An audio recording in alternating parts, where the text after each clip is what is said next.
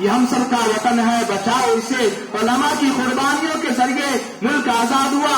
آپ کو میں آخری بات بتا کر تقریر ختم کر لوں گا۔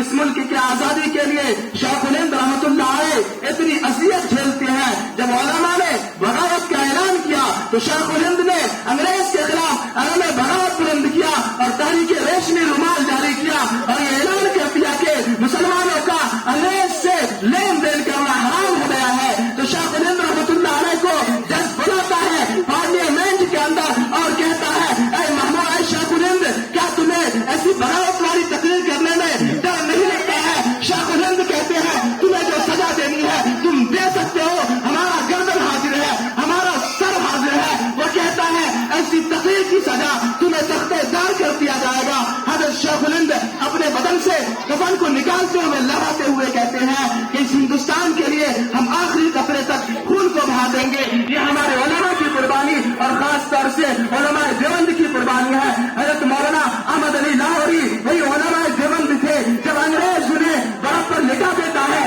جب پورا بدن کانپ جاتا ہے، پورا بدن تھرا جاتا ہے، تو انگریز کہتا ہے اے احمد علی لاہوری، کیا آج بھی تو ختم نبوت کا اعلان کرے گا، نبی کی تقدس کا اعلان کرے گا، علم بغاوت بلند کرے گا، انگریز کے خلاف لڑے گا، تمہیں ایسے برف پر لٹا دیا جائے گا۔ حضرت مولانا احمد علی لاہوری کہتے ہیں تم تو مجھے برف پر لٹا کر میرے بدن کو ٹھنڈا کر سکتے ہو، لیکن میرا ایمان جو تھا آج سے زیادہ گرم ہو چکا ہے، پہلے سے زیادہ گرم آج میرا ایمان